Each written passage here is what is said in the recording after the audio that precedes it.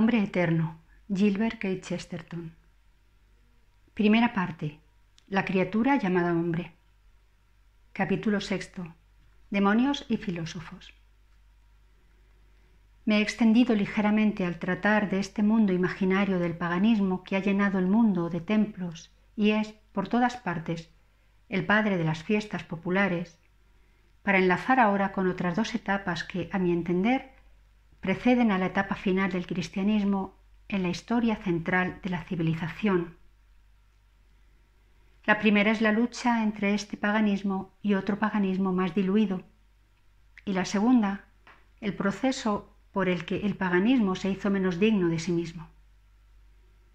En este politeísmo tan variado y con frecuencia tan difuso, se alojaba la debilidad del pecado original. Los dioses paganos se representaban jugando a los dados con los mortales y ciertamente jugaban fuerte. Los hombres nacen desequilibrados, especialmente en lo que se refiere al sexo. Casi podríamos decir que nacen locos y no parecen lograr cordura hasta alcanzar la santidad. Esta desproporción tiró para abajo de las alas de la fantasía y llenó al final del paganismo de la suciedad e inmundicia engendradas por la sensualidad de los dioses. Pero antes hay que tener en cuenta que este tipo de paganismo había librado una batalla con otra clase de paganismo, y esa lucha de carácter esencialmente espiritual fue determinante para la historia del mundo. Para entender esto debemos afrontar la revisión de esa otra clase de paganismo. Su estudio puede realizarse sin necesidad de extenderse mucho. De hecho, en algunos aspectos, cuanto menos se diga de él, mejor. Si al primer tipo de mitología lo denominamos ensueño, a este podríamos denominarlo pesadilla. La superstición reaparece en todas las épocas, especialmente en las racionalistas. Recuerdo cómo, defendiendo la tradición religiosa frente a una mesa entera de distinguidos agnósticos, antes de que finalizara nuestra conversación, cada uno de ellos había sacado de su bolsillo o mostrado en la cadena del reloj algún amuleto o talismán del que reconocían no separarse nunca. Yo era la única persona presente que había descuidado proveerse de un fetiche. La superstición se repite en los periodos racionalistas porque se basa en algo que, si no es idéntico al racionalismo, no está muy lejos del escepticismo, o al menos está muy directamente relacionado con el agnosticismo. Algo que es realmente un sentimiento muy humano y comprensible, como las invocaciones locales del numen en el paganismo popular. Y digo que es un sentimiento agnóstico por cuanto está fundado en dos sensaciones, que ignoramos las leyes del universo y que éstas pueden ser muy diferentes a todo lo que llamamos razón. Tales hombres se dan cuenta de esa verdad, de que las cosas grandes normalmente giran alrededor de las pequeñas. Cuando les llega una leve insinuación de la tradición o de algún rumor de que un pequeño hecho concreto es la clave de un asunto, hay algo profundo y en algún modo insensato en la naturaleza humana que les empuja a concederle crédito. Este sentimiento se da en las dos formas de paganismo que aquí consideramos. Pero al abordar la segunda, nos la encontramos transformada e impregnada de un espíritu diferente y más terrible. Al ocuparme de este superficial asunto que llamamos mitología, me he detenido poco en lo que sería su aspecto más discutible, el de saber hasta qué punto la invocación de los espíritus del mar o los elementos pueden convocar los espíritus de las profundidades o, utilizando las palabras de un personaje de Shakespeare, si los espíritus acuden cuando se les invoca. No creo andar muy errado al pensar que este problema, por práctico que pueda parecer, no jugó un papel predominante en la trama poética de la mitología. Sin embargo, parece innegable, a juzgar por las evidencias, que se han dado casos de este tipo, aun cuando solo se trataba de apariencias. Pero al adentrarnos en el mundo de la superstición, encontramos en un sentido más sutil una sombra de diferencia, una sombra oscura y profunda. Sin duda, la superstición más popular es tan frívola como cualquier mitología popular. Los hombres no creen como dogma que Dios les lanzará un rayo por pasar debajo de una escalera. Sin embargo, se divierten muy a menudo con el no poco laborioso ejercicio de dar un rodeo. En esta actitud no se esconde más que lo que ya he señalado antes, una especie de agnosticismo frívolo acerca de las posibilidades en un mundo tan extraño. Pero hay otra clase de superstición que definitivamente busca resultados. Es lo que podríamos llamar superstición realista.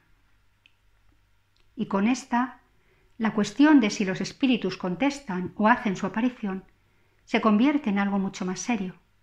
Como he dicho, creo que es bastante cierto que a veces lo hacen, pero en torno a esto hay una distinción que ha sido la causa de muchos males en el mundo.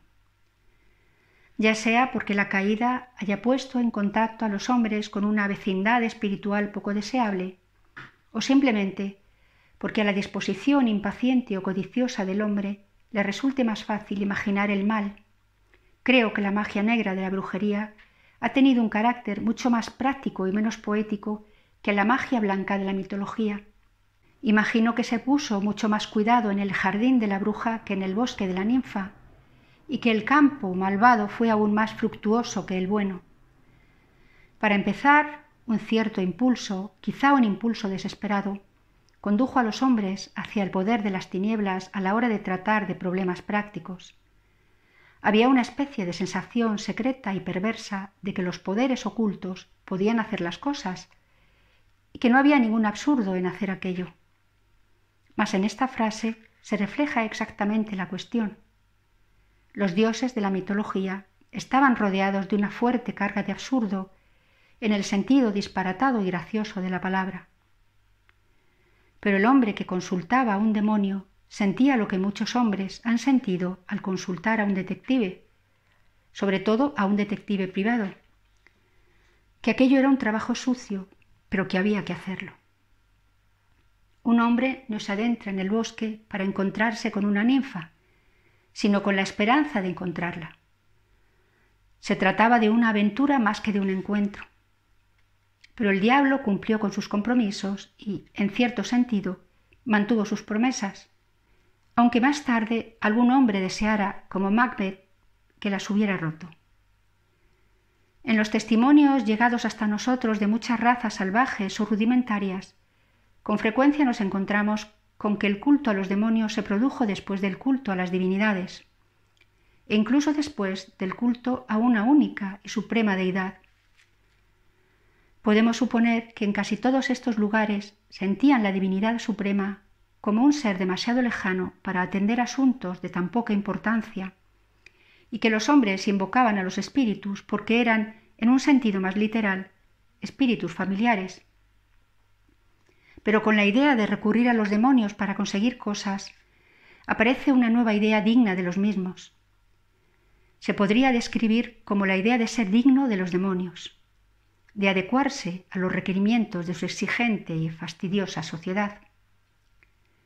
La superstición más leve juega con la idea de que un hecho trivial, un pequeño gesto como el de arrojar sal, puede impulsar el resorte oculto que hace funcionar la misteriosa maquinaria del mundo, como el hecho que, después de todo, se esconde tras la idea del ábrete sésamo.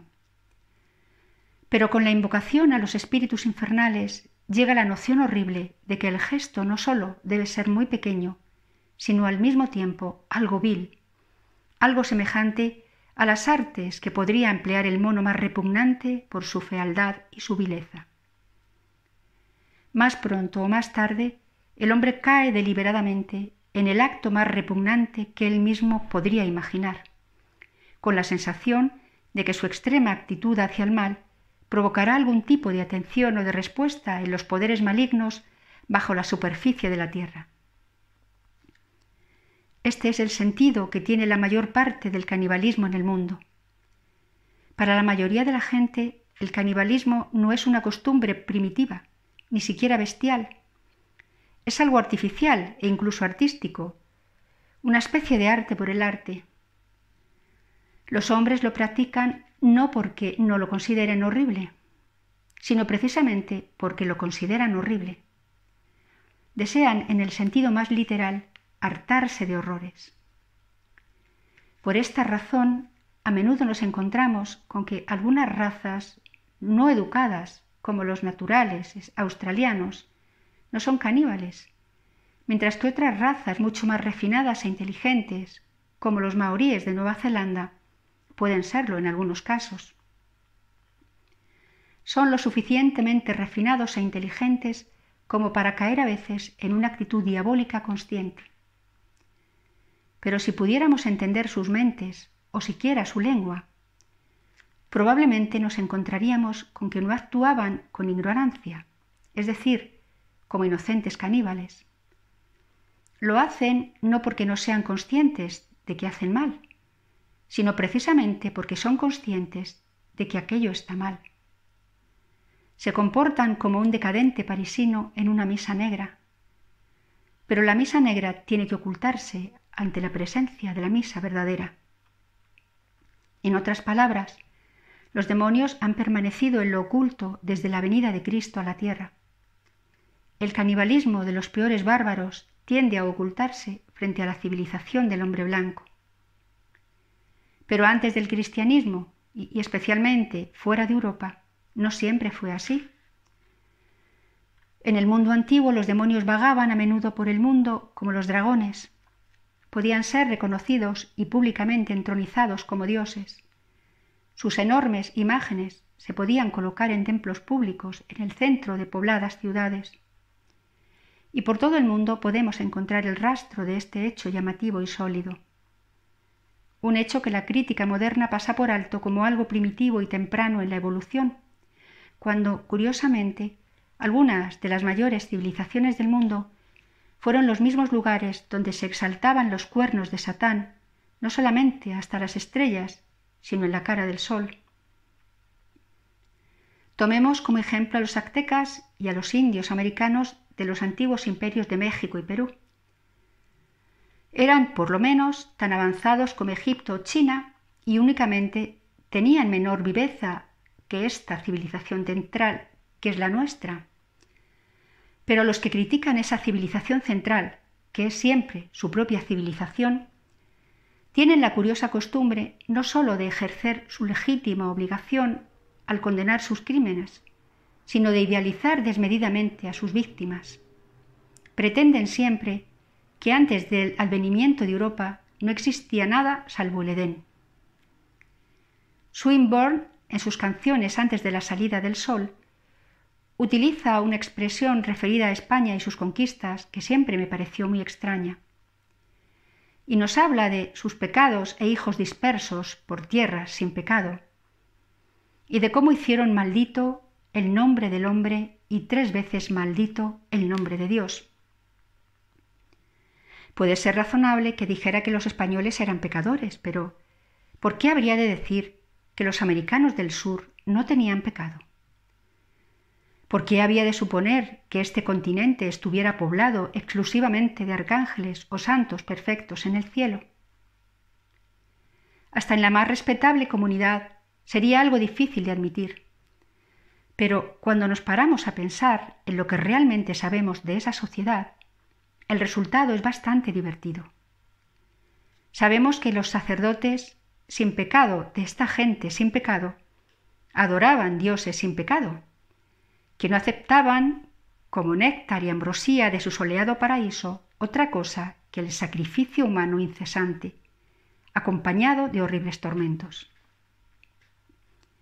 En la mitología de esta civilización americana podemos observar también un elemento de oposición o de violencia contra el instinto, como escribiría Dante, que arrastra hacia atrás por todas partes con la fuerza de la religión antinatural de los demonios. Y es un hecho notorio no solo en lo moral, sino también en lo estético. El ídolo americano presentaba un aspecto tan repugnante como les fue posible, de la misma manera que la imagen griega era tan hermosa como había sido posible. Buscaban el secreto del poder, obrando contra su propia naturaleza y la naturaleza de las cosas.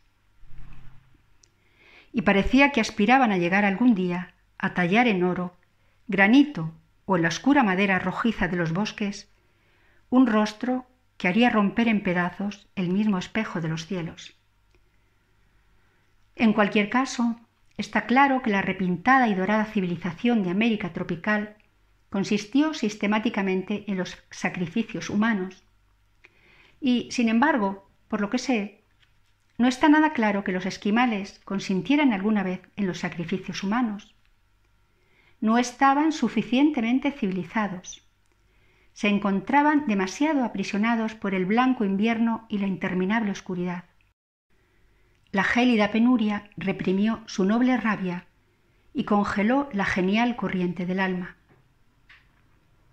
Será en días más brillantes y a plena luz del sol donde encontraremos la noble furia rugiendo e inconfundible. Será en tierras más ricas e instruidas donde la genial corriente fluirá por los altares y será bebida por los grandes dioses con antifaces y máscaras, llamados al terror o el tormento por largos nombres cacofónicos que suenan como la risa en el infierno. Fue necesario un clima más cálido y un cultivo más científico para producir estas floraciones, para acercar hacia el sol las largas hojas y las ostentosas flores que dieron el oro, el carmesí y la púrpura a ese jardín que Swinburne compara al jardín de las Hespérides. Al menos no había duda acerca del dragón. No quiero plantear aquí la controversia que se produjo entre España y México, pero creo que puede servirnos para entender la cuestión que se ha de suscitar en estas líneas acerca de Roma y Cartago. En ambos casos se ha dado siempre entre los ingleses la rara costumbre de ponerse del lado opuesto a los europeos y de representar la civilización rival, en frase de Swinburne, como sin pecado, cuando sus pecados clamaban o más bien aullaban al cielo. Pues Cartago fue también una gran civilización, una civilización de hecho altamente civilizada. Y Cartago también fundió esa civilización sobre una religión del miedo, expandiendo por todas partes el humo del sacrificio humano. Es normal reprender a nuestra propia raza o religión por faltar a nuestros propios estándares e ideales, pero es absurdo pretender que cayeron más bajo que otras razas y religiones que profesaron estándares e ideas muy opuestas. En un sentido muy verdadero, el cristiano es peor que el pagano, el español peor que el indio o incluso el romano, potencialmente peor que el cartaginés. En un sentido, únicamente, y no precisamente el de ser positivamente peor. El cristiano es peor solo porque su cometido es el de ser mejor. Esta imaginación invertida produce cosas de las cuales es mejor no hablar. De algunas de ellas casi se podría hablar sin que fueran conocidas, pues son de ese tipo de atrocidades que parecen inocentes a los inocentes. Son demasiado inhumanas incluso para ser indecentes. Pero sin pararnos demasiado en estos rincones oscuros, debemos hacer notar que en esta tradición de la magia negra parecen repetirse ciertos antagonismos en contra de los hombres. En todas partes podemos intuir, por ejemplo, la presencia de un odio místico a la idea de la niñez. La gente entendería mejor la furia popular contra las brujas si recordaran que la maldad que normalmente se les atribuye era la de impedir el nacimiento de los niños. Los profetas hebreos estaban continuamente recriminando a la raza hebrea por caer una y otra vez en una idolatría que llevaba consigo una guerra similar contra los niños. Probablemente esta abominable apostasía del Dios de Israel se produjera más de una vez en Israel en forma de lo que se llama asesinato ritual. Una acción no cometida, por supuesto, por representantes de la religión judaica, sino por instrumentos individuales e irresponsables del diablo que resultaron ser judíos. Este sentido de amenaza de las fuerzas del mal sobre la niñez lo encontramos de nuevo en la enorme popularidad del niño mártir de la Edad Media. Chaucer no hizo sino dar otra versión de una leyenda inglesa de marcado carácter nacional, al concebir la más malvada de todas las brujas, encarnada en la persona de una mujer extraña y misteriosa, observando tras el enrejado de una elevada ventana y escuchando, como el sonido de un arroyo sobre la piedra de la calle, el canto del pequeño San Hugo. De todos modos, las especulaciones en torno a este tema se centran principalmente en la parte oriental del Mediterráneo, donde los nómadas se habían convertido gradualmente en mercaderes y habían empezado a comerciar con todo el mundo. Realmente, en cuanto a comercio, viajes y extensión colonial, poseía ya algo de imperio mundial. Su tinte púrpura, emblema de su rica pompa y lujo, había empapado las mercancías que serían vendidas entre las apartadas costas de Cornualles y acompañaba las velas que penetraron en el silencio de los mares del trópico entre todo el misterio de África. El mapa se había teñido verdaderamente de púrpura. Mientras su éxito era mundial, los príncipes de Tiro no se percatarían de que una de sus princesas había condescendido a casarse con el jefe de una tribu llamado Judá, y los mercaderes de su puesto fronterizo no esbozarían más que una leve sonrisa en sus labios semíticos, a la mención de una ciudad llamada Roma. Y, verdaderamente, no hay dos cosas que puedan parecer más distantes, no solo en espacio, sino en espíritu, que el monoteísmo de la tribu palestina y las virtudes de aquella pequeña república italiana. Existía un único obstáculo entre ellos, y ese mismo obstáculo que causó su división ha sido el que los ha unido. Las cosas que podían amar los cónsules romanos y los profetas judíos eran muy diversas e incompatibles, pero había un acuerdo entre ellos respecto a lo que odiaban. Sería muy fácil representar ese odio en ambos casos como algo puramente odioso. Sería fácil hacerse una idea cruda e inhumana de Elías alegrándose de la matanza de los sacerdotes de Baal, o de Catón clamando contra la amnistía de África. Estos hombres tenían sus limitaciones y sus pasiones, pero en su caso, esta crítica es inimaginable y por tanto irreal. Hay un hecho olvidado, inmenso e intermedio que suscitaba entre los vecinos de Oriente y Occidente un mismo furor, y ese algo es el primer objeto de este capítulo. La civilización de Tiro y Sidón eran fundamentalmente práctica. Pocos son los restos de su arte y menos aún de su poesía, pero tenía el orgullo de ser muy eficiente y siguió en su filosofía y religión ese proceso extraño y a veces secreto de pensamiento que hemos observado ya en todos los que buscan resultados inmediatos. En esta mentalidad se encuentra siempre la idea de que existe un atajo para alcanzar el secreto del éxito, algo que conmocionaría al mundo por esa especie de desvergonzada búsqueda de perfección. Era gente que creía, utilizando una frase al uso, en cumplir sus compromisos. En el trato con su dios Moloch tenían siempre cuidado de cumplir sus compromisos. Era una transacción interesante, sobre la cual nos detendremos más de una vez a lo largo de la exposición. Mas lo que ahora nos interesa es ver la implicación que esto tuvo en la actitud hacia los niños de la que antes hablamos. Fue precisamente lo que atrajo la furia simultánea del siervo de Dios único en Palestina y de los guardianes de todos los dioses domésticos de Roma.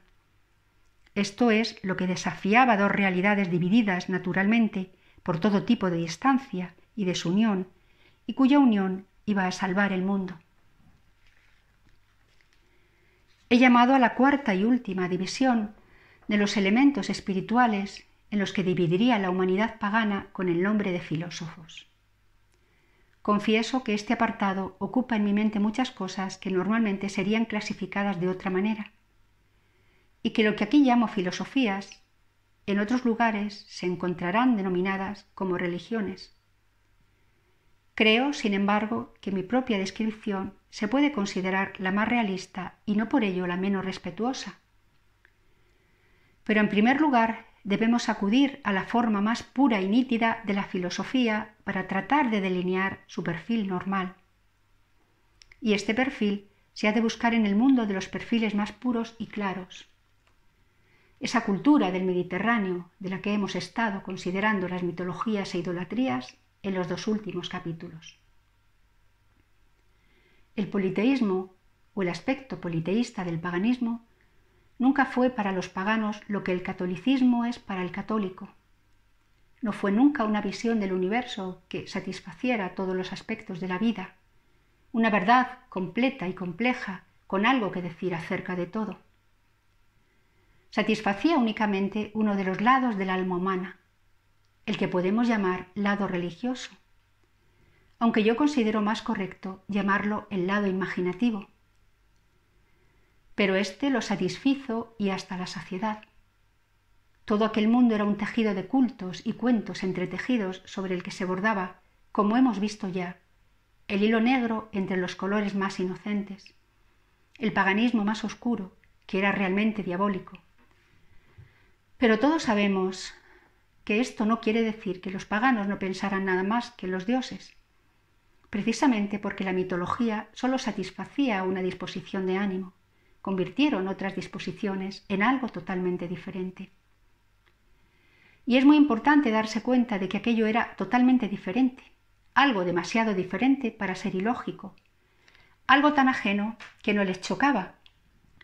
Mientras que una multitud de gente celebraba fastos en honor de Adonis o juegos en honor de Apolo, este o aquel hombre prefería quedarse en casa y ponerse a pensar una pequeña teoría sobre la naturaleza de las cosas.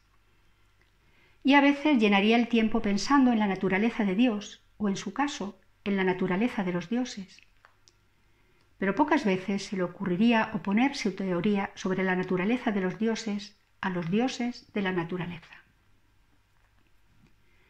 Es necesario insistir en esta abstracción del que sería el primer estudiante de abstracciones.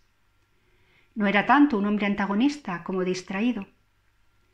Su hobby podría ser el universo, pero al principio el hobby era tan privado como si se tratara de la numismática o del juego de las damas. Y aun cuando su sabiduría se convirtió en algo de dominio público y casi una situación política, raramente se situaba en el mismo plano que las instituciones populares y religiosas. Aristóteles, con su colosal sentido común, fue quizá el más grande de todos los filósofos y sin duda el más práctico. Pero en ningún caso habría propuesto el mismo nivel al absoluto y al Apolo de Delfos como una religión similar o rival. Lo mismo que Arquímedes no hizo de la palanca una especie de ídolo o de fetiche que sustituyera al Palladium de la ciudad. Igualmente podríamos imaginar a Euclides construyendo un altar o un triángulo isósceles u ofreciendo sacrificios al cuadrado de la hipotenusa. Mientras que uno meditó acerca de la metafísica, otro lo hizo sobre las matemáticas, ya fuera por amor a la verdad, por curiosidad o por diversión.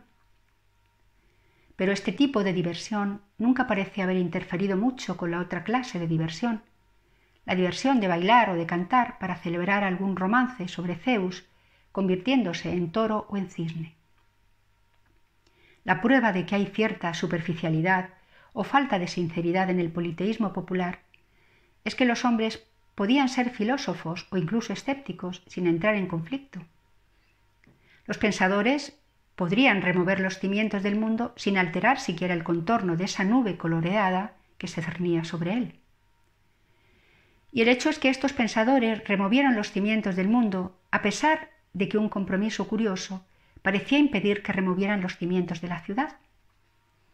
Los dos grandes filósofos de la antigüedad se nos presentan como defensores de ideas sanas e incluso sagradas. Sus máximas se leen a menudo como respuestas a preguntas escépticas tan plenamente contestadas que resultan difícil de recordar.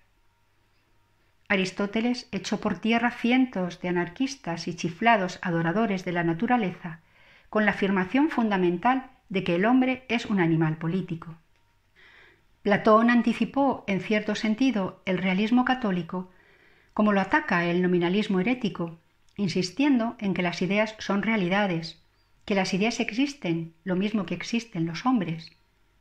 A veces, sin embargo, Platón parecía imaginar que existían las ideas por el hecho de no existir los hombres, o que los hombres no merecerían gran consideración allí donde entran en conflicto con las ideas. Tenía algo del sentimiento social que llamamos fabiano en su ideal de adecuar el ciudadano a la ciudad, como una cabeza imaginaria se ajusta a un sombrero ideal. Y grande y glorioso como ha llegado hasta nosotros, ha sido el padre de todos los maniáticos.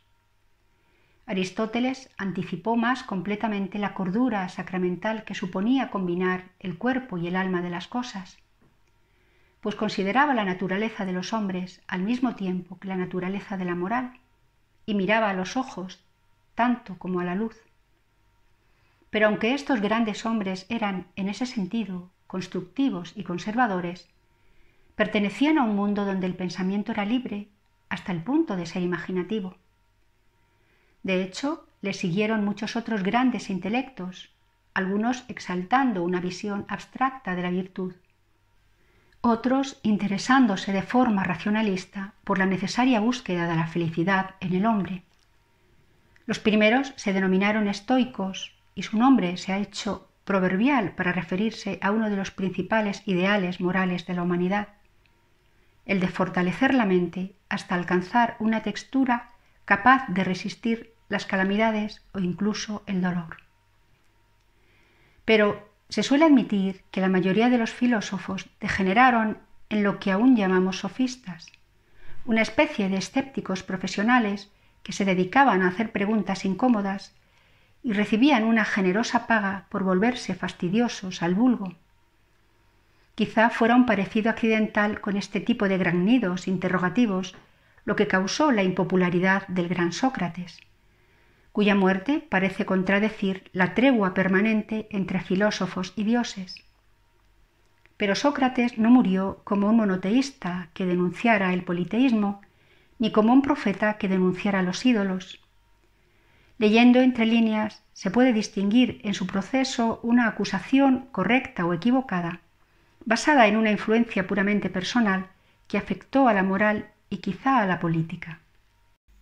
El compromiso general se mantuvo, ya fuera el de que los sacerdotes consideraran sus mitos una broma o que los filósofos consideraran sus teorías como una broma. Nunca se produjo ningún choque en el que uno realmente destruyera al otro, y nunca hubo ninguna combinación en la que uno se reconciliara con el otro. Ciertamente no trabajaron juntos. Si algo se podía decir del filósofo es que era rival del sacerdote, pero ambos parecían haber aceptado una especie de separación de funciones y seguía formando parte del mismo sistema social. Otra tradición importante desciende de Pitágoras, digno de reseñar por cuanto está situado más cerca de los místicos orientales, de los que hablaremos a su debido tiempo. Pitágoras enseñó una especie de misticismo de las matemáticas, señalando que el número es la realidad última. Pero parece ser que enseñó también acerca de la transmigración de las almas, como los brahmanes, y que dejó a sus seguidores ciertas recetas tradicionales para vegetarianos y amantes del agua, muy típicas entre los sabios orientales y especialmente practicadas en los salones de moda, como los del Imperio Romano tardío. Pero al tratar de los sabios orientales y de esa atmósfera diferente que los rodea, nos acercamos a una verdad importante por otro camino. Uno de los grandes filósofos dijo que sería una buena cosa si los filósofos fueran reyes o los reyes filósofos. Sin duda, hablaba de algo demasiado bueno para ser verdad, pero que, con no poca frecuencia, ha sido un hecho real. Existe un arquetipo quizá poco observado en la historia, que podríamos llamar filósofo real.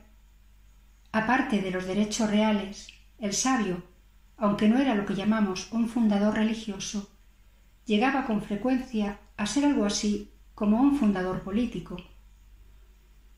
El mejor ejemplo lo encontramos después de atravesar miles de kilómetros por entre las vastas extensiones asiáticas, en ese maravilloso mundo de ideas e instituciones que tanta sabiduría encierra en algunos aspectos y que solemos despachar con cierta ligereza cuando hablamos de China.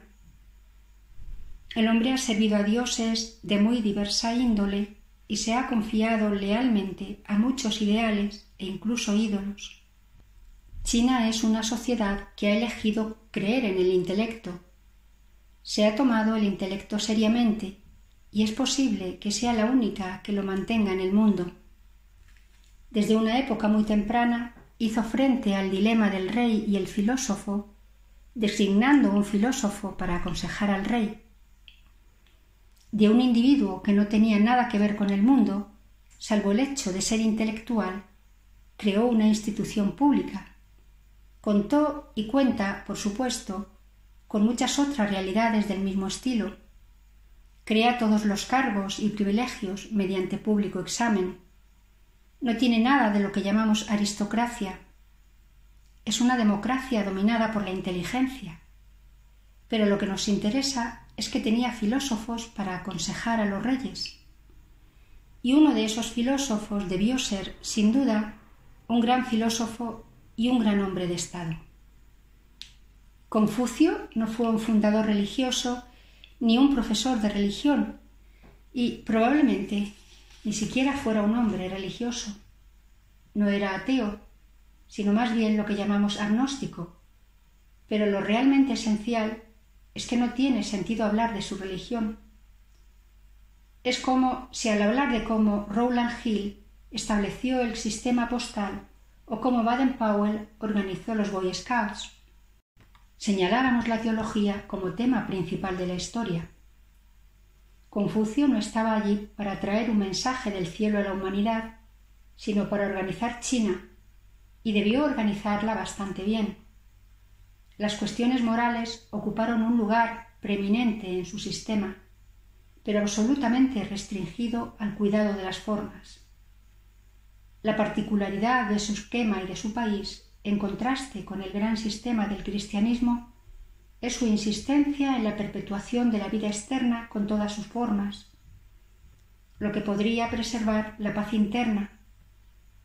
Los que saben cuánto tienen que ver los hábitos con la salud, tanto de la mente como del cuerpo, verán con claridad esta idea, pero también se darán cuenta de que el culto a los antepasados y la veneración hacia el sagrado emperador eran hábitos y no credos.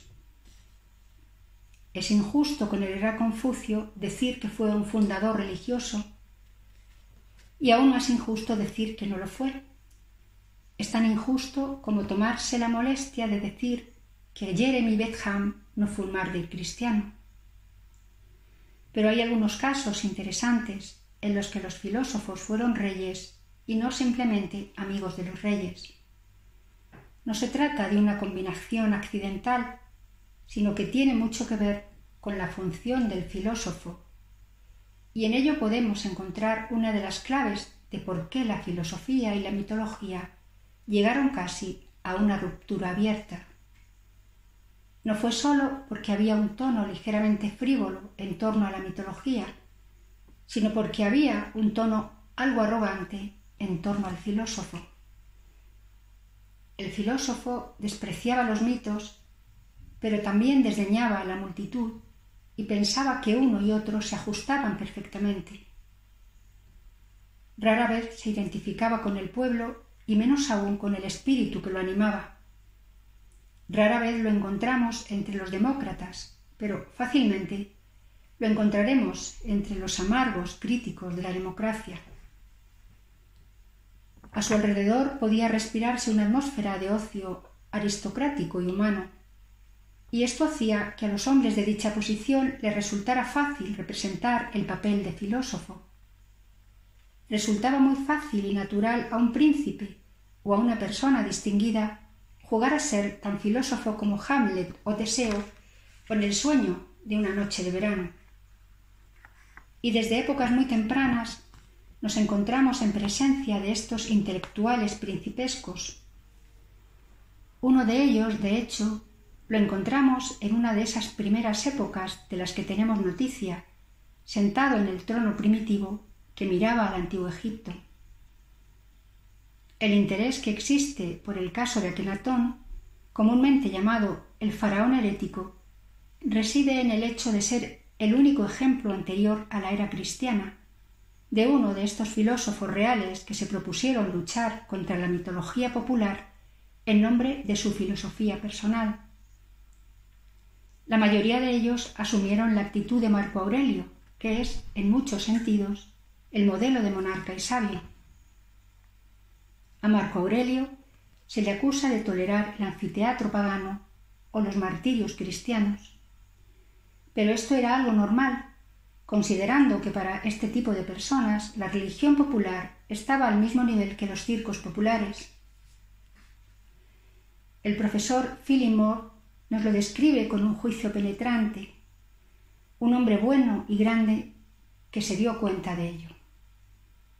La filosofía del faraón herético era más ardiente y quizá más humilde, pues habida cuenta que su orgullo le impedía luchar, los humildes habían de afrontar la mayor parte de la lucha. De todos modos, era lo bastante sencillo como para tomarse en serio su propia filosofía y como quien se considera único entre aquellos príncipes intelectuales, asestó una especie de golpe de Estado, derribando con gesto imperial los majestuosos dioses de Egipto y alzando para todos los hombres, como un espejo resplandeciente de verdad monoteísta, el disco del sol universal. Tenía también otras ideas interesantes que suelen ser frecuentes en esta clase de idealistas. En el mismo sentido que hablamos de un anglófilo, podríamos decir que era un poco egiptófilo. Era realista en el arte, puesto que era idealista, y el realismo es más irrealizable que cualquier otro ideal. Pero en el fondo se cierne ligeramente sobre él la sombra de Marco Aurelio, acechado por la sombra del profesor Phillimore. De lo que nunca se ha librado esta noble clase de príncipe es de ser algo pedante. La pedantería es un olor tan fuerte que persiste hasta entre las marchitas especies de la momia egipcia. Lo que pasó con el faraón herético, como con muchos otros buenos herejes, fue que probablemente nunca se paró a pensar por un momento si había algo en la creencia popular o en los cuentos de la gente que no fuera él mismo. Y como ya señalamos, realmente lo había. Un hambre verdadera se reflejaba en todos esos característicos elementos locales, esa procesión de divinidades, como enormes animales domésticos, vigilando infatigablemente ciertos lugares encantados en el abundante deambular de la mitología. La naturaleza no puede llamarse Isis, e Isis puede no buscar a Osiris, pero la naturaleza anda en busca de algo. Está buscando siempre lo sobrenatural. Algo mucho más definido iba a satisfacer esa necesidad, pero un monarca dignificado con un disco de sol no la satisfizo. El experimento real fracasó. En medio de una furiosa reacción de supersticiones populares en las que los sacerdotes se alzaron sobre los hombres de la gente y ascendieron al trono de los reyes. El siguiente gran ejemplo que tomaré del sabio y príncipe es el de Gautama, el gran señor Buda. Sé que normalmente no se le incluye entre los filósofos, pero cada vez me convenzo más, por toda la información que me llega, que esta es la interpretación verdadera de su tremenda importancia. Hasta ese momento fue el más grande y el mejor de aquellos intelectuales nacidos en la púrpura. Su reacción fue quizá la más noble y más sincera de todas las acciones resultantes de esta combinación de pensadores y de tronos. Su reacción fue la renuncia. A Marco Aurelio le gustaba decir, con fina ironía, que se podía vivir bien hasta en un palacio, a lo que el más violento rey egipcio concluiría que se podría vivir mejor aún después de una revolución de palacio. Pero el gran Gautama fue el único que probó que podía vivir sin su palacio. Uno cayó en la tolerancia y otro en la revolución, pero en el fondo hay algo más absoluto en la abdicación. La abdicación es, quizá, el último acto realmente absoluto de un monarca absoluto. El príncipe hindú encumbrado en el lujo y la pompa orientales, se marchó voluntariamente y emprendió la vida de un mendigo.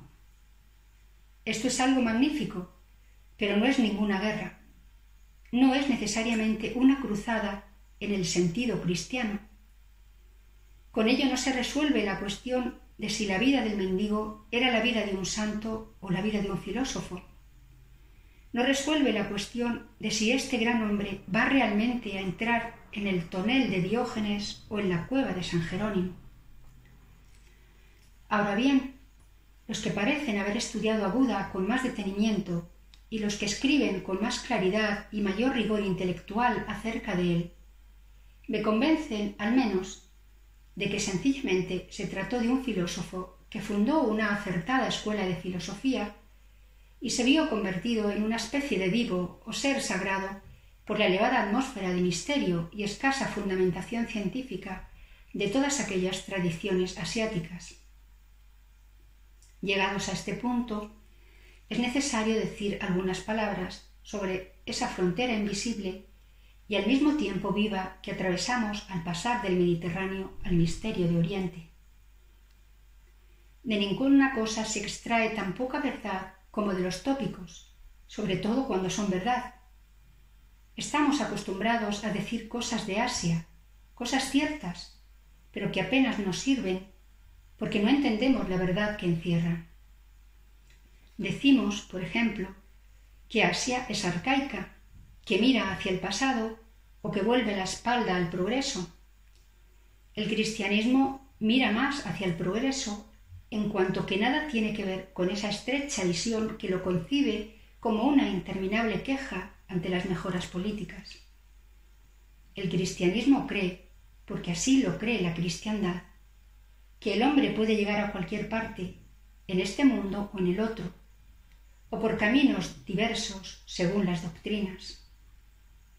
Los deseos del mundo pueden ser satisfechos de alguna manera como se satisfacen los deseos, ya sea por una nueva vida, por un viejo amor o por alguna forma de posesión o logro positivo.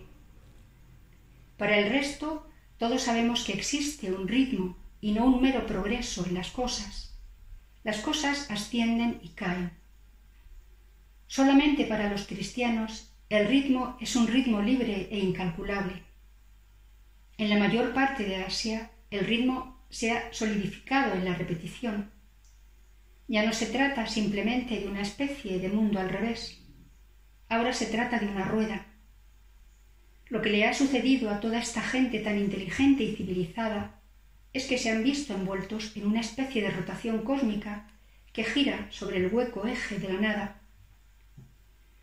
Y lo peor del caso es que podría continuar así eternamente.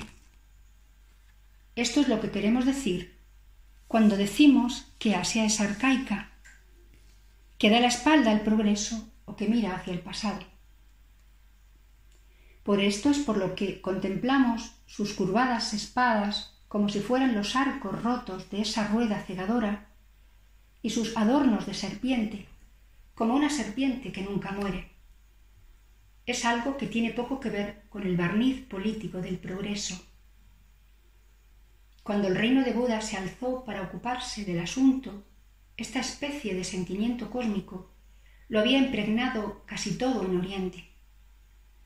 Aquello era la selva de una mitología extraordinariamente extravagante y casi asfixiante.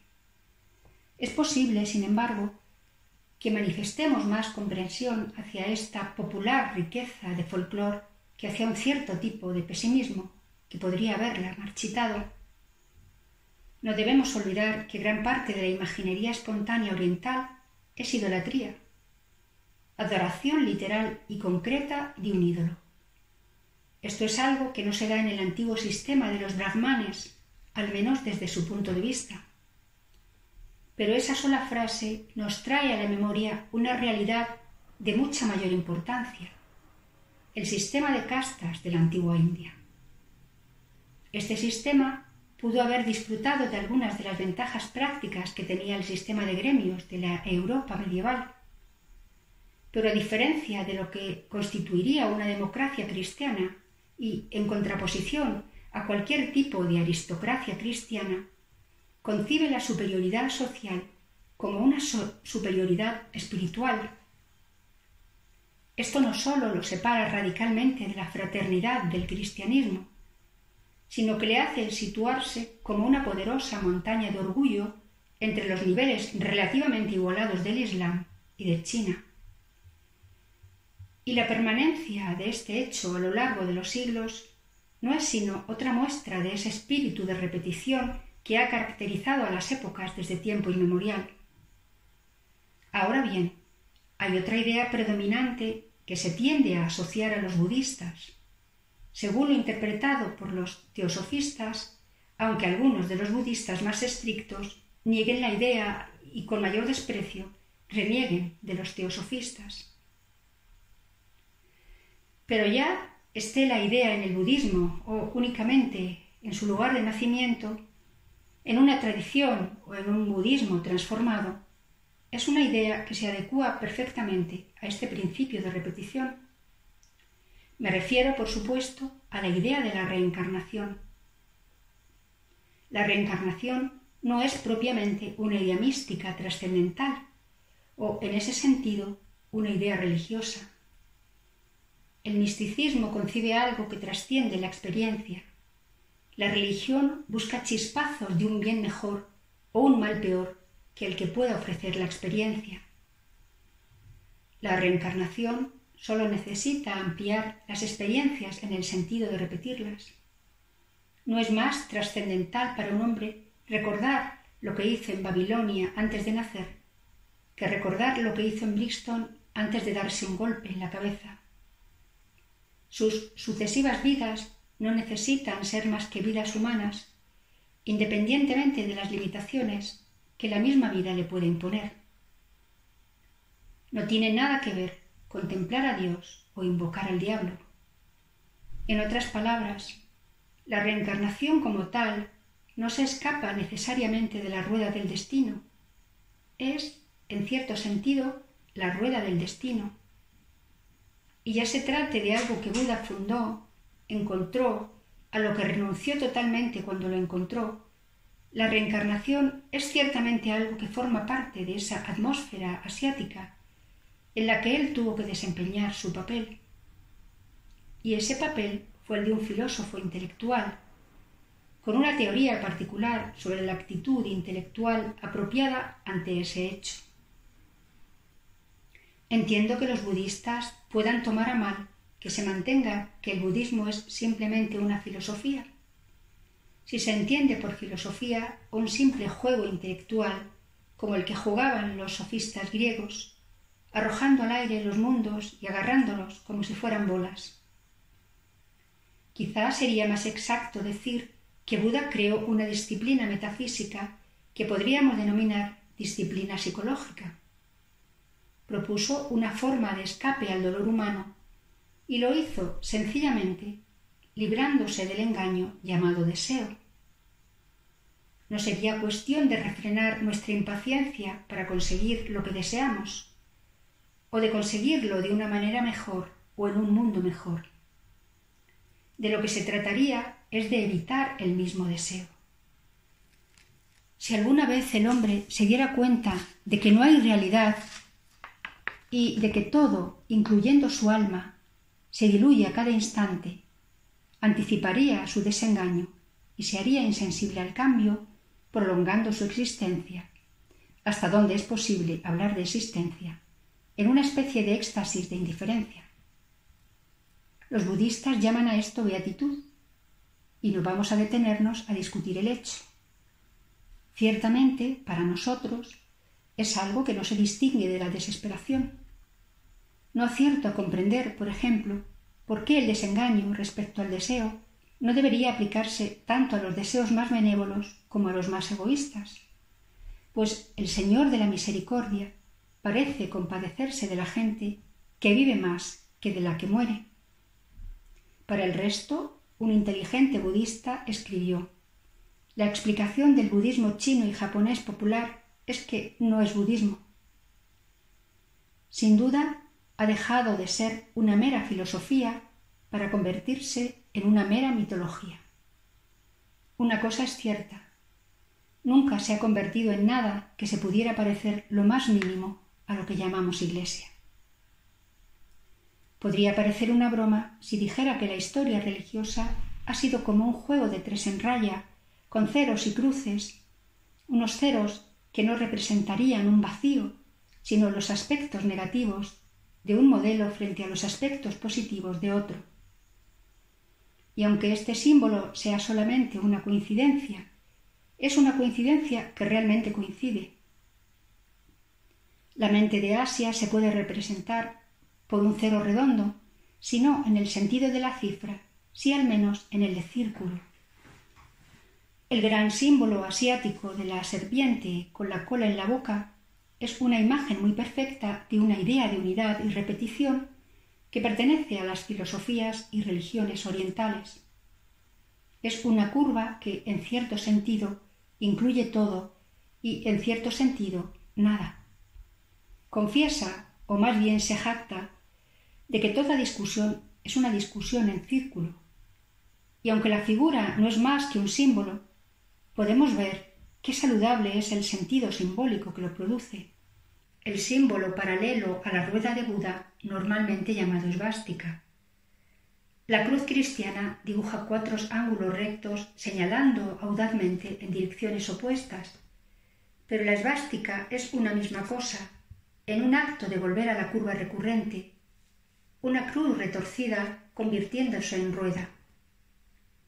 Antes de que rechacemos estos símbolos como si fueran símbolos arbitrarios, debemos recordar la intensidad del instinto imaginativo que los produjo o los seleccionó tanto en Oriente como en Occidente. La cruz se ha convertido en algo más que un recuerdo histórico. Transmite, casi como por un diagrama matemático, la verdad acerca del punto en cuestión. La idea de un conflicto que se estira hacia la eternidad es cierto y al mismo tiempo tautológico, decir que la cruz es la clave de todo el asunto.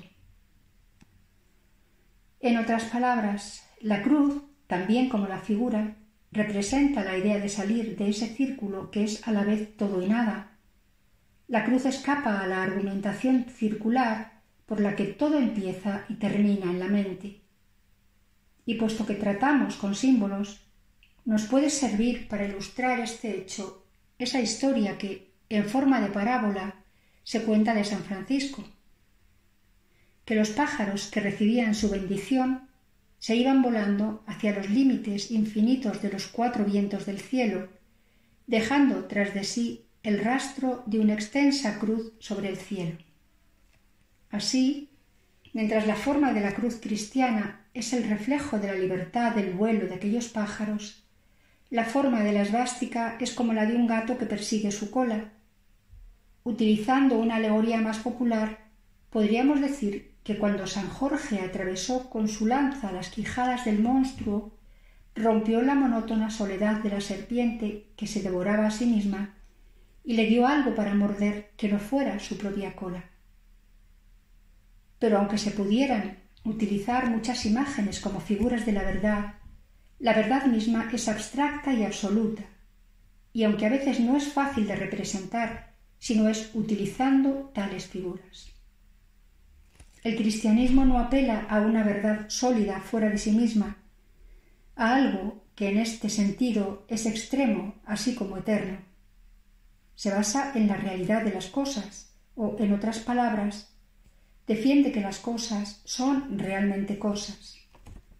En esto el cristianismo está de acuerdo con el sentido común, pero la historia religiosa demuestra que este sentido común perece allí donde no está el cristianismo para preservarlo. Ciertamente no es posible que exista o que perdure porque el puro pensamiento no es capaz de mantenerse sano. En cierto sentido, se convierte en algo demasiado simple para ser sano. La tentación de los filósofos es la simplicidad más que la sutileza. Se ven atraídos por las simplificaciones insanas, como el hombre suspendido sobre el abismo se ve fascinado por la muerte, la nada y el vacío.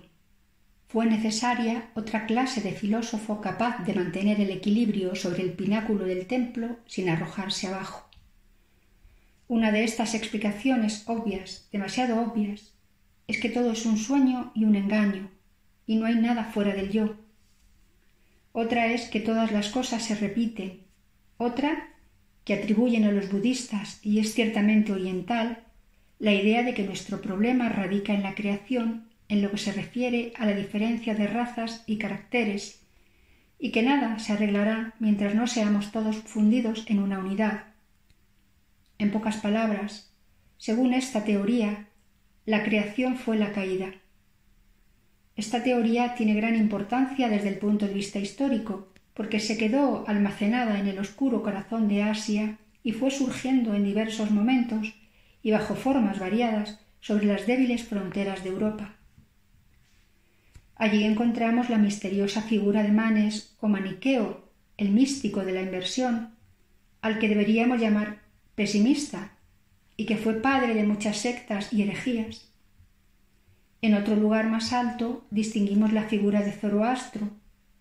Popularmente se ha identificado a éste con otra de esas explicaciones simplistas, con la igualdad del bien y el mal, equilibrados y en lucha, hasta el mínimo átomo. Y, formando parte también de la escuela de los sabios que podemos denominar místicos, procedente del mismo misterioso jardín persa, llegó sobre unas pesadas alas, Mitras, el dios desconocido, para turbar el último crepúsculo de Roma. Aquel círculo o disco del sol colocado en los albores del mundo por el remoto egipcio fue un espejo y un modelo para todos los filósofos.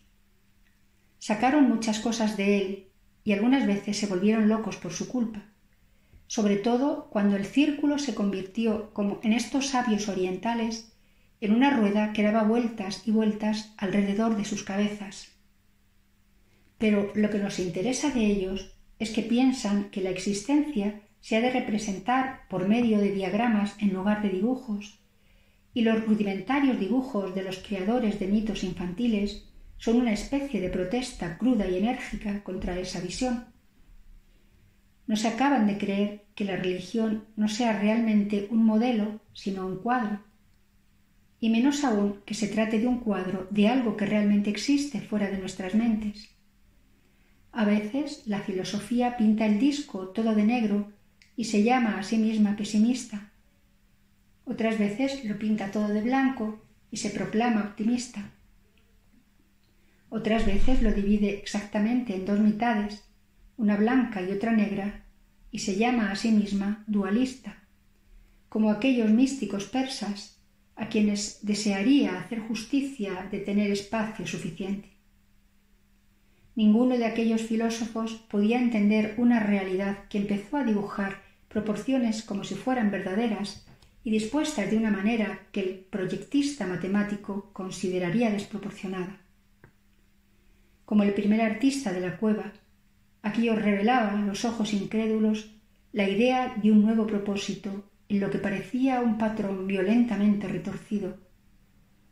Parecía estar distorsionado su diagrama cuando empezaron a delinearse por primera vez en la historia los trazos de una forma y de un rostro. Fin de Demonios y filósofos, capítulo 6 de la primera parte del Hombre Eterno, de Gilbert K. Chesterton.